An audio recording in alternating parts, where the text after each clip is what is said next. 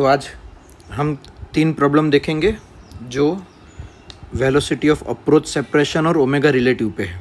तो जो पहला क्वेश्चन है ये वाला, वो ओमेगा रिलेटिव पे है। एक बार वीडियो को पॉज करके एक बार आप क्वेश्चन पढ़ लो। या आपके जो प्रिंटेड मॉड्यूल है उसमें दिया था और इस क्वेश्चन को हमने स्टार मार्क किया था, है ना। तो एक बार आप देख लो इसको अच्छे से, ठीक है। तो यहाँ पे सिनारियो क्या है एक बार देखते हैं कि जो बी पार्टिकल है वो कांस्टेंट वेलोसिटी से वाई एक्सिस पे जा रहा है। ध्यान रखना, पार्टिकल बी की वेलोसिटी कांस्टेंट स्पीड है और वाई एक्सिस पे जा रहा है, और ए पार्टिकल कांस्टेंट स्पीड से सर्कल में घूम रहा है। ए पार्टिकल कांस्टेंट स्पीड से सर्कल में घूम रहा है, बी पार्टिकल कांस्टेंट स्पीड से वाई एक्सिस पे जा रहा है। पूछा गया है इतने टाइम में इनका एवरेज एंगुलर वेलोसिटी क्या होगा। Average angular velocity of B seen by A क्या होगा, यानी एवरेज ओमेगा रिलेटिव क्या होगा। समझ सकते हो ना, average angular velocity of B as observed by A, इसको हम बोल सकते हैं एवरेज ओमेगा रिलेटिव। अब याद करो ओमेगा रिलेटिव की डेफिनेशन क्या है। ओमेगा रिलेटिव की डेफिनेशन क्या है, अगर पार्टिकल एक कोई ए पार्टिकल है, बी पार्टिकल है, तो इनकी लाइन जॉइनिंग किस रेट से घूम रही है, इस लाइन जॉइनिंग के घूमने का रेट को हमने नाम दिया था ओमेगा रिलेटिव। इस लाइन जॉइनिंग के घूमने के रेट को नाम दिया था ओमेगा रिलेटिव। तो ये हो गई इसकी इंस्टेंटेनियस वैल्यू, ये हो गई इसकी इंस्टेंटेनियस वैल्यू। हमें यहाँ पे पूछा है ओमेगा रिलेटिव एवरेज, तो बोलो एवरेज का फॉर्मूला ऑब्वियसली क्या हो जाएगा, angle rotated by line joining upon time taken. इस फॉर्मूला को अच्छे से आपकी नोटबुक में लिख लेना हमें। It is angle rotated by line joining divided by time interval. Angle rotated by line joining divided by time interval. समझ में आ रहा है चीज। अब पूरी सिचुएशन को समझते हैं कि इतने टाइम में ये जो हमें टाइम इंटरवल दिया है इसमें लाइन जॉइनिंग की क्या कंडीशन हो रही है। तो एक बार सर्कल का डायग्राम बनाते। तो देखो इनिशियल t बराबर 0 टाइम पे लाइन जॉइनिंग कैसी है। इनिशियल t बराबर 0 टाइम पे आप देखो तो यहाँ पे पार्टिकल b यहाँ पे है और पार्टिकल a यहाँ पे। तो ये ग्रीन कलर की लाइन जॉइनिंग इस कंडीशन में, ये ग्रीन कलर की लाइन जॉइनिंग इस कंडीशन में। समझ में आ रहा है चीज़ आपको। ग्रीन कलर की लाइन जॉइनिंग की कंडीशन ये है। अब ये सिचुएशन है t बराबर 0 पे। अब हमें कौन सा टाइम बोला गया है, t बराबर टाइम बोला गया है पाई आर बाई टू वी। इस टाइम पे लाइन जॉइनिंग की कंडीशन क्या होगी, एक बार ये समझते हैं हम। तो वापस एक बार सर्कल ड्रॉ करते हैं।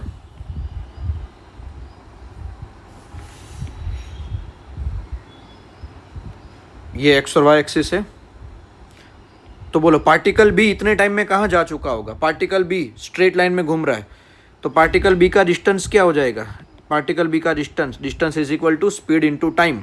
तो स्पीड वी इंटू टाइम कितना आ गया होगा, pi R by two, which is greater than R. यानी पार्टिकल बी जो इनिशियली यहाँ था वो ऊपर जाते जाते आर से ज़्यादा डिस्टेंस ट्रैवल कर चुका होगा।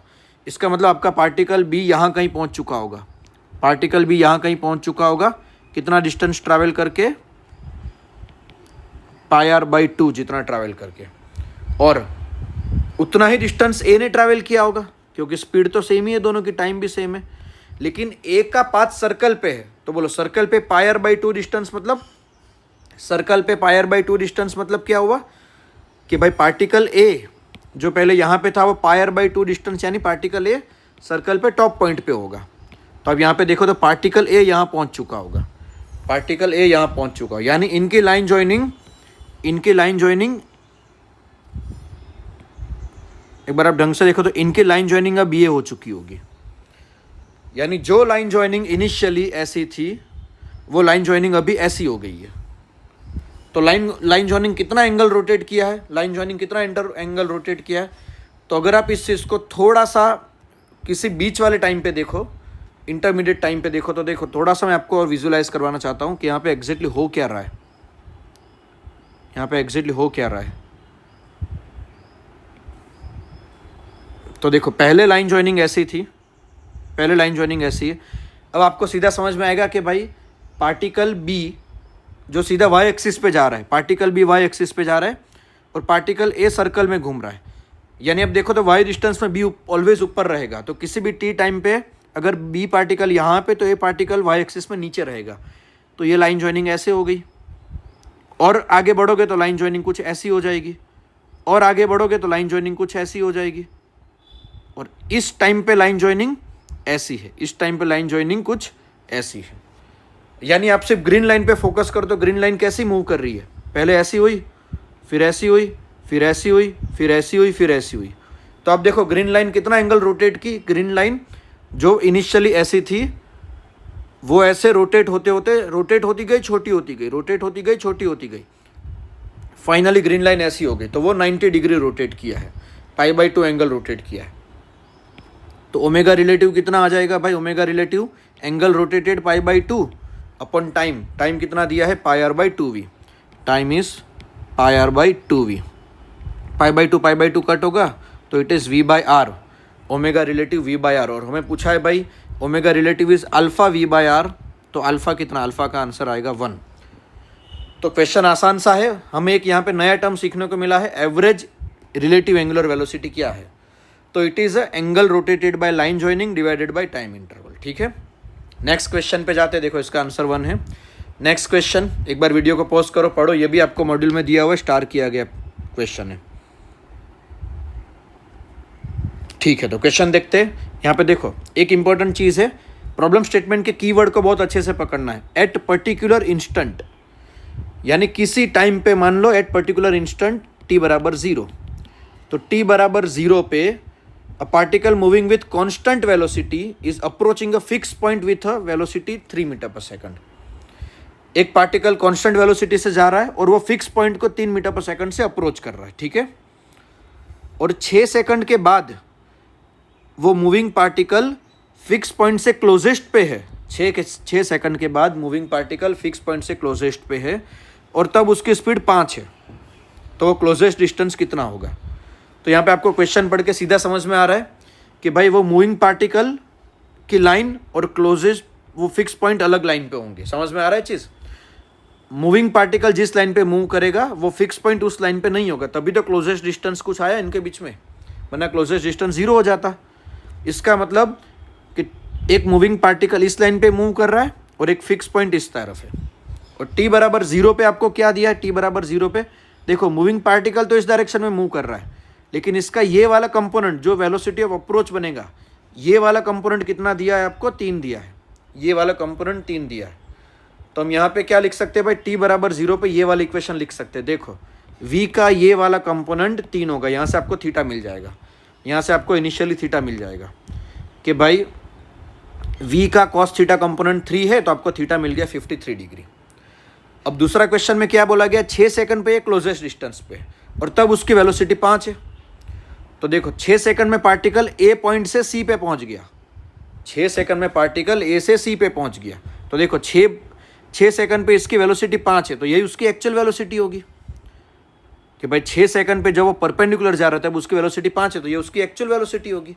यानी मैं कह सकता हूँ पार्टिकल इस लाइन पे 5 की स्पीड से दौड़ रहा है, तो 6 सेकंड में वो ए से सी में कितना डिस्टेंस ट्रैवल करके आएगा, 6 सेकंड में वो ए से सी में 5 6 30 मीटर ट्रैवल करके आएगा।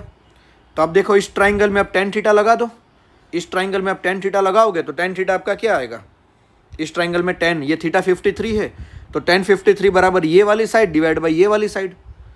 तो ये आप अप्लाई करोगे, जो ये मैंने यहाँ पे अप्लाई किया हुआ है कि भाई tan 53 आपका आएगा BC बाई AC, और AC की वैल्यू 30 है, तो यहाँ से पुट करोगे तो आपको BC आ जाएगा 40। BC क्या है, इनका क्लोजेस्ट डिस्टेंस, ये आपका आंसर आ गया। वैसे क्वेश्चन सिंपल सा है, लैंग्वेज में फंसना नहीं है। अब पूछा है भाई क्लोजेस्ट डिस्टेंस 5n है, तो n कितना, तो भाई जो क्लोजेस्ट डिस्टेंस 40 है वो 5n है, तो आपकी n की वैल्यू क्या आ जाएगी, 8। आपके क्वेश्चन का आंसर हो गया 8। एक बार अच्छे से देखो, वीडियो को पॉज कर लो, पूरे स्टेटमेंट को अच्छे से पढ़ो, एक बार मैंने जो समझा उसको अच्छे से देखो, कोई डाउट है तो आप मुझे पूछ लेना क्लास में, ठीक है। तो आंसर इज 8। नेक्स्ट क्वेश्चन देखते हैं। नेक्स्ट क्वेश्चन ये तो काफ़ी ट्रिकी है, प्लस इसके लैंग्वेज में काफ़ी फंस सकते हम, तो एक बार वीडियो पॉज करो, क्वेश्चन को अच्छे से देखो। देखो क्या दिया है, 2 fix point A and B are 20 metre दूर, तो देखो ए और बी फिक्स है और इनके बीच की दूरी 20 मीटर है। ध्यान रखना ए और बी फिक्स है, तो मैं यहाँ पे लिख लेता हूँ भाई it is fix point F P, और it is fix point F P. ठीक है, ए और बी फिक्स है। टी बराबर 0 पे सी का डिस्टेंस ए से 20 मीटर है और बी से 10 मीटर है। यानी यहाँ पे देखोगे तो सी पॉइंट ए से 20 मीटर पे है और सी पॉइंट बी से 10 मीटर पे है। ठीक है, यानी ये जो ए बी सी का जो ट्राइंगल हुआ, ये पूरा सिनेरियो आपका टी बराबर 0 का है। ये मैंने ड्रॉ किया हुआ है। दूसरा चीज़ बोला गया है, the component of velocity of C along the both C A and C B are at any instant. ये बहुत इंपॉर्टेंट चीज़ है, ध्यान से देखना, इसको थोड़ा सा हम हाईलाइट करेंगे। एट एनी इंस्टेंट, ये क्या कहना चाह रहा है, सी का वेलोसिटी का कंपोनेंट ए के अलोंग और बी के अलोंग 5 है हर टाइम पे। ध्यान रखना, यानी कौन सी वेलोसिटी हो गई भाई, सी मान लो, यहाँ पे आप ऐसे देखो, इस डायग्राम में देखो, मानो सी आपका इस डायरेक्शन में जा रहा है, तो सी का ये वाला कंपोनेंट ए के अलोंग ऑलवेज 5 है और सी का ये वाला कंपोनेंट ऑलवेज 5 है। ठीक है, ये इनका वेलोसिटी ऑफ अप्रोच हो गया, ये इनका वेलोसिटी ऑफ अप्रोच हो गया। ध्यान से देखो मैं क्या कहना चाह रहा हूँ। एक्चुअल में सी ऐसे जा रहा होगा, तो सी का ए के अलोंग कंपोनेंट 5 है और सी का बी के अलोंग कंपोनेंट 5 है, और ये चीज़ ऑलवेज है। ये चीज़ यहाँ पे मुझे लिखना पड़ेगा भाई, it is always, it is always. यानी मैं कह सकता हूँ भाई ए तो फिक्स है, तो ऑलवेज सी ए की ओर 5 की स्पीड से आ रहा है और बी की ओर 5 की स्पीड से आ रहा है, ऐसा तो मैं लिख सकता हूँ। यानी ए सी लाइन के छोटे होने का रेट ऑलवेज क्या रहेगा, 5, और बी सी लाइन के छोटे होने का रेट ऑलवेज क्या रहेगा, 5। तो मैं लिख सकता हूँ भाई D L A C by D T -5 क्योंकि छोटी हो रही है, और D L B C by D T is also -5 क्योंकि छोटी हो रही है। तो अब टाइम के साथ इंटीग्रेट करोगे, लिमिट पुट करोगे, तो किसी टी टाइम पे ए सी की लेंथ क्या आ जाएगी, 20 - 5t क्योंकि इनिशियली 5 था ना, और किसी टी टाइम पे बी सी की लेंथ क्या आ जाएगी, 10 - 5t क्योंकि इनिशियली 10 था। तो ये मुझे मिल गया ए सी और बी सी का किसी टी टाइम पे लेंथ। अब क्वेश्चन में दिया गया है कि भाई जब तीनों एक ही लाइन पे होंगे तो ए और सी के बीच का डिस्टेंस कितना होगा। तो बोलो, जब ये सी ट्रैवल करता करता यहाँ पे आ जाएगा, तीनों एक ही लाइन में हो जाएंगे, तो आपका सिनेरियो कुछ ऐसा हो जाएगा, आपका सिनेरियो कुछ ऐसा हो जाएगा। ए और बी तो फिक्स थे ही, ए और बी तो भाई फिक्स है, ए और बी तो फिक्स है, और आपका सी कुछ ऐसे जा रहा है। लेकिन जब ये सी इसी लाइन पे आएगा, जब ये सी इसी लाइन पे आएगा, समझ में आ रहा है, जब ये सी इसी लाइन पे आएगा, तब मैं कह सकता हूँ कि भाई ये डिस्टेंस प्लस ये डिस्टेंस 20 होगा। क्यों? क्योंकि ये वाला डिस्टेंस 20 था। तो मैं ये वाली इक्वेशन लिख सकता हूँ कि भाई एल ए सी और एल बी सी मिला के 20 होगा, और एल ए सी ये है किसी फंक्शन ऑफ टाइम पे, एल बी सी ये है किसी फंक्शन ऑफ टाइम पे। तो यहाँ पे आप सॉल्व करोगे तो टी बराबर 1 सेकंड आ जाएगा, और टी बराबर 1 सेकंड आप एल ए सी में पुट करोगे तो इसका आंसर आ जाएगा 15। यानी आपके क्वेश्चन का आंसर ये है कि जब पॉइंट सी एक ही लाइन पे है ए बी के साथ, तो ये डिस्टेंस कितना है, 15 है। ये आपका आंसर है, ये डिस्टेंस 15 आपका आंसर है। So answer will be 15। तो एक बार तीनों क्वेश्चन देख लो, एक बार ये देख लो, अगर कोई डाउट हो आप तो मेरे से क्लास में पूछ लेना, ठीक है।